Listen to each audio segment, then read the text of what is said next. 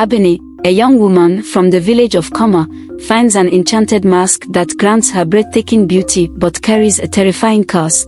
Every man who falls for her mysteriously disappears. As the haunting disappearances multiply, Abeni embarks on a heart-pounding journey to uncover the dark secret behind the mask. She must confront not only the mask's deadly magic but also the deep fears within herself. Can she break the curse before it consumes her, or will the mask take everything she loves? Watch this suspense-filled African folktale unfold in ways you won't expect. In the quiet village of Lumba, a young woman named Abeni lived a simple life. She was kind, hardworking, and known for her warm smile. One day, while gathering herbs in the nearby forest, she found something unusual. It was a mask, hidden among the bushes, covered in dust. The mask shimmered under the sunlight, its designs unlike anything she had seen before. Curious, Abeni picked it up, not knowing the danger it held. Abeni felt a strange pull from the mask, like it was calling to her. She held it up, admiring the beautiful carvings. It was made of wood, but it felt almost alive in her hands. The more she stared at it, the more she felt the urge to put it on. But something about it made her pause. She tucked the mask into her basket and hurried back to the village, unaware that her life was about to change forever. As she walked home, a strange wind blew through the trees, and the birds in the forest went silent. Abeni shivered. Something felt wrong, but she couldn't explain it. Little did she know, the mask would soon bring both beauty and danger into her life. When Abeni reached her small hut, she couldn't stop thinking about the mask. She placed it on the table, but its presence seemed to fill the room. The mask felt like it was watching her, waiting for her to wear it. That night, as the moonlight streamed through the window, Abeni couldn't resist any longer. She picked up the mask and slowly put it on. The moment the mask touched her face, a strange sensation washed over her. Her reflection in the mirror shifted. Her eyes sparkled like the stars, her skin glowed, and her hair seemed to flow like a river. She had become incredibly beautiful, more beautiful than she had ever imagined. But there was something unsettling about the transformation. Abeni smiled at her reflection, but as she did, she felt a strange heaviness in her heart. The mask had given her beauty, but it had also taken something from her. She couldn't explain what it was, but she knew the mask wasn't just an ordinary mask. It held power, dangerous power. The next morning, Abeni went to the village market as usual. As she walked through the bustling crowd, people stared at her in awe. Whispers followed her everywhere. Men turned their heads, and women looked at her with envy. One young man named Kofi, a hunter from the next village, approached her with a smile. He had always admired Abeni from afar, but today, he couldn't resist her. "You look different today, Abeni," Kofi said, his eyes wide with admiration. "More beautiful than ever." Abeni blushed, but inside, she felt uneasy. She hadn't done anything to deserve this attention. It was the mask. It had changed her in ways she didn't fully understand. Kofi spent the entire morning following her around, offering to help with her errands. By the end of the day, he confessed his feelings for her. "I can't stop thinking about you, Abeni. Will you go on a walk with me tonight?" he asked, his voice filled with hope. Abeni agreed, but as she watched Kofi leave, a cold shiver ran down her spine.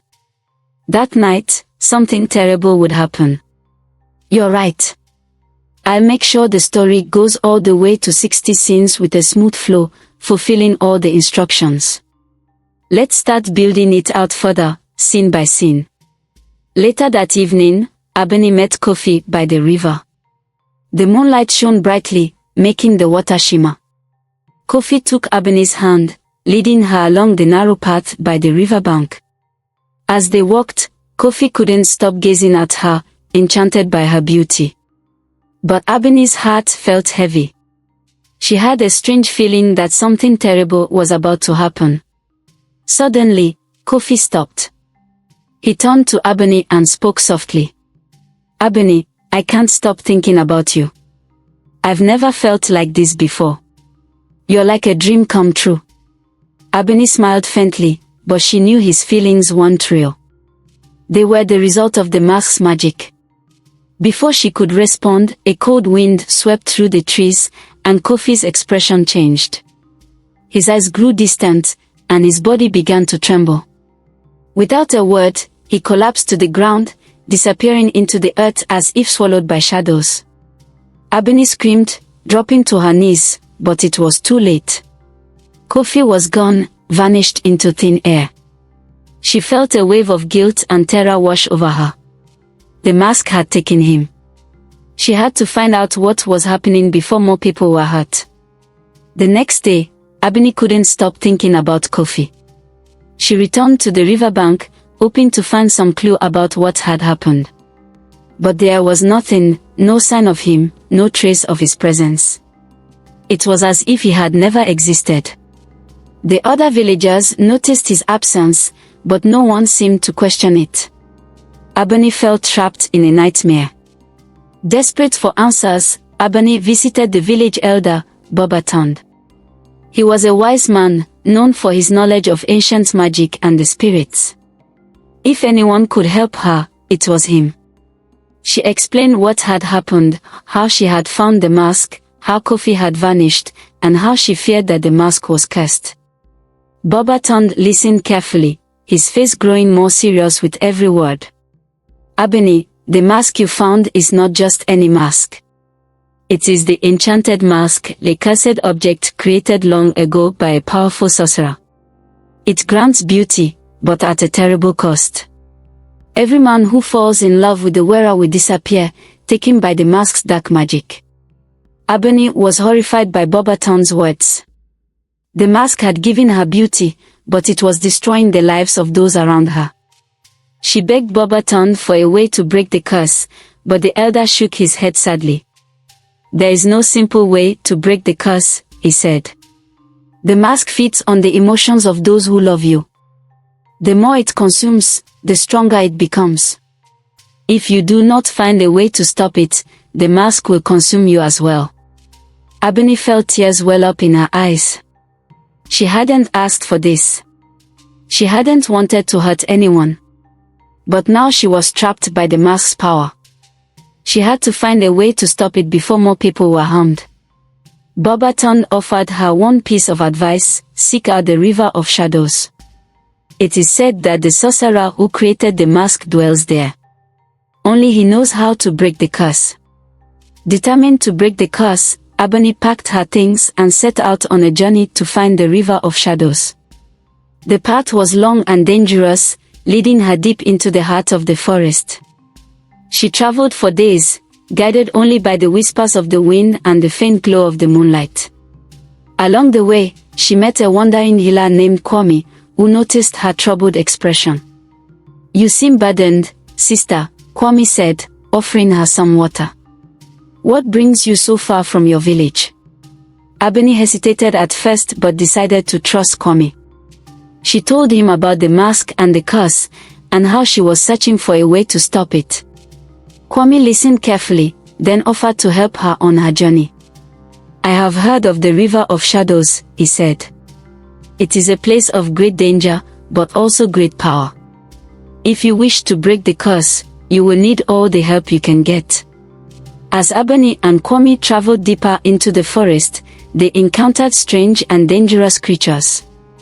The forest seemed to be alive, filled with shadows that moved and whispered in the dark. One night, as they were setting up camp, a group of shadowy figures emerged from the trees. They were tall and menacing, with glowing red eyes and voices like the wind.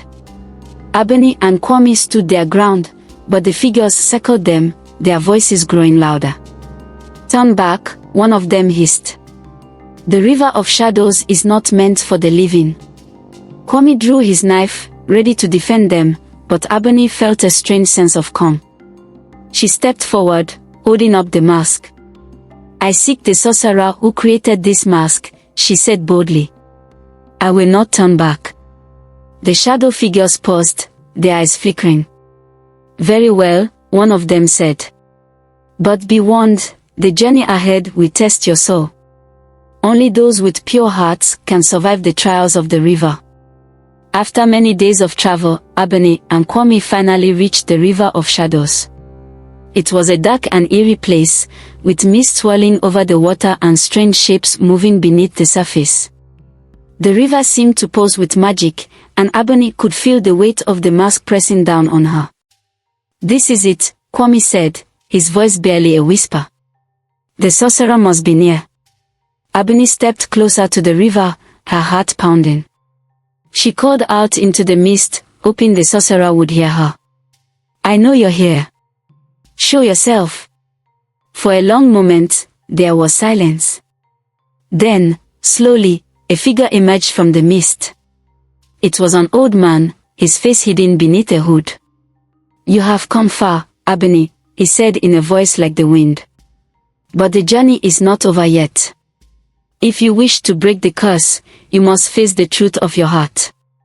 The sorcerer led Abeni to the edge of the river, where he told her that the only way to break the curse was to confront the darkness within herself. "The mask reflects the desires of those who wear it," he explained.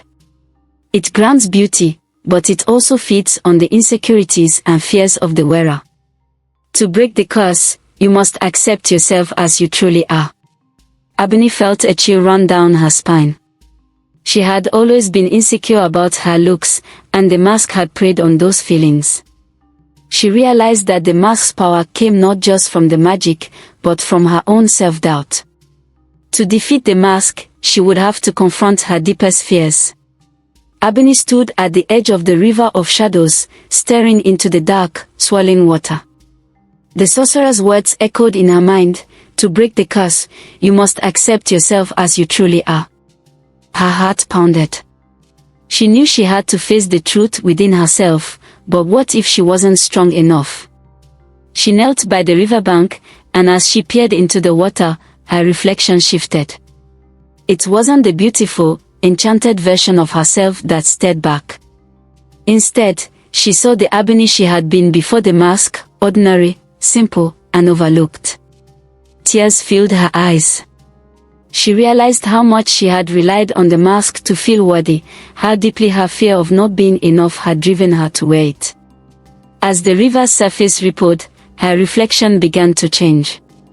The water revealed memories from her past, times when she had been teased for her looks, moments when she had felt invisible, unwanted. Abeni sobbed, feeling the weight of those years pressing down on her. But as the memories played out, she also saw flashes of kindness, moments when she had been loved for who she was, not for her beauty. "I am more than what I see," Abeni whispered, her voice trembling. The sorcerer nodded in approval from the shadows. Just as Abeni began to accept herself, a sudden pain shot through her. The mask tightened around her face, as if it was trying to hold on, refusing to let go of its power. She gasped, clutching at it, but it wouldn't budge. The mask's dark magic surged through her, filling her with fear and doubt once more. "You will never be free of me," a voice whispered in her mind. "Without me, you are nothing. No one will love you. No one will see you." Abeni's heart raced. The mask was fighting back, trying to convince her that she needed it. She felt her confidence slipping away, the shadows of her past fears creeping back in. She fell to her knees, shaking. But then she remembered the sorcerer's words, "The mask fed on her fears."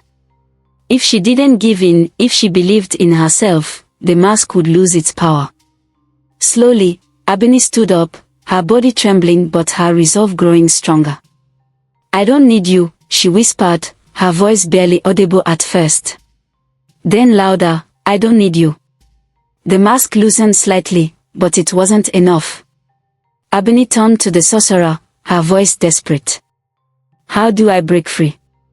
I know I must accept myself, but the mask is still holding on." The sorcerer stepped forward, his expression unreadable beneath his hood. "The mask will not release you easily," he said.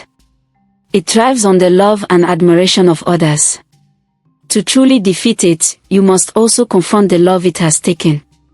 Abeni didn't understand at first. The love it has taken, she repeated, confused. The sorcerer nodded. Every man who has disappeared because of the mask's enchantment, each one loved you, not for who you truly are, but for the beauty the mask created. Their love was stolen, and until it is returned, the curse will remain. Abeni's heart sank. She realized that breaking the curse wasn't just about her own acceptance, she had to confront the pain the mask had caused others. The souls of those who had vanished, like Kofi, were trapped by the mask's magic. She would need to find a way to free them. Determined to set things right, Abeni knew she had to return to the village.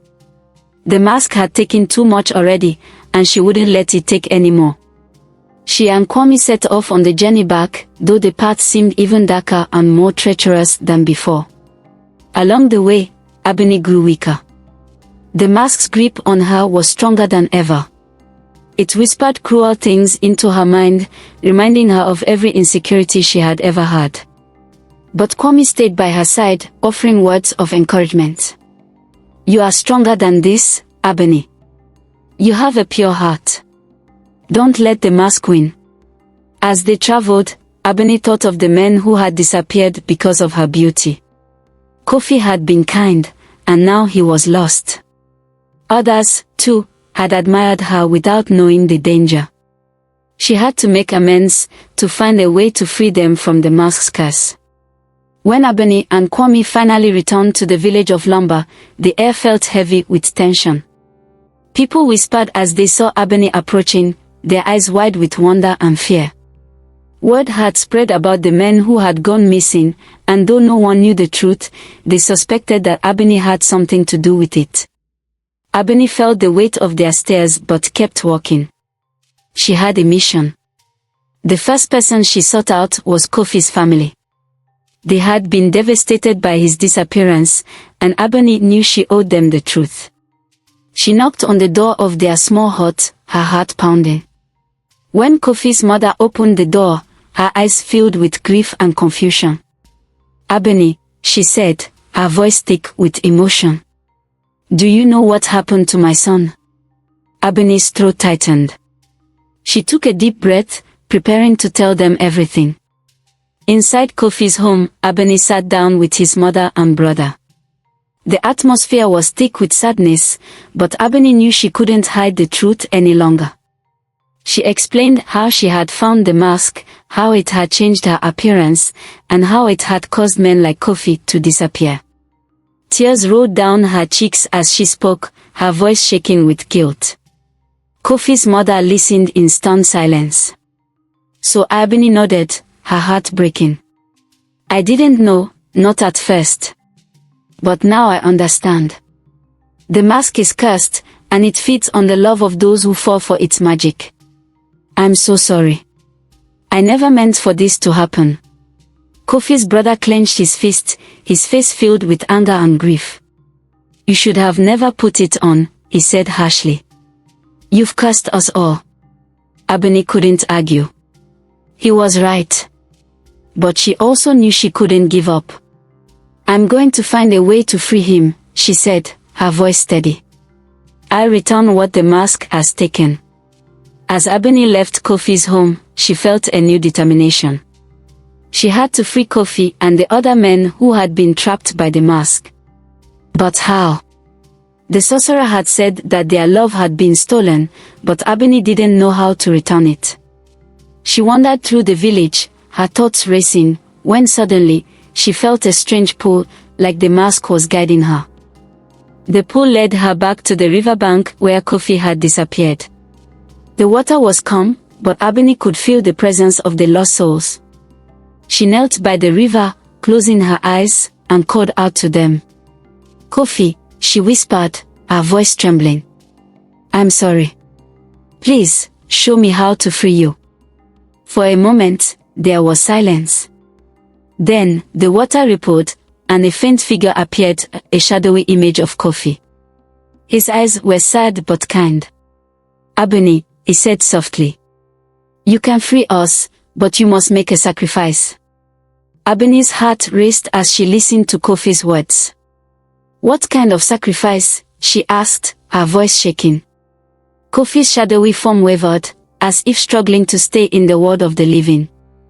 "The mask's power is tied to your beauty," he explained. "To break the curse, you must give up the thing the mask has given you. You must willingly let go of the beauty it created and return to who you truly are." Abeni felt a lump form in her throat. The mask had made her more beautiful than she had ever dreamed.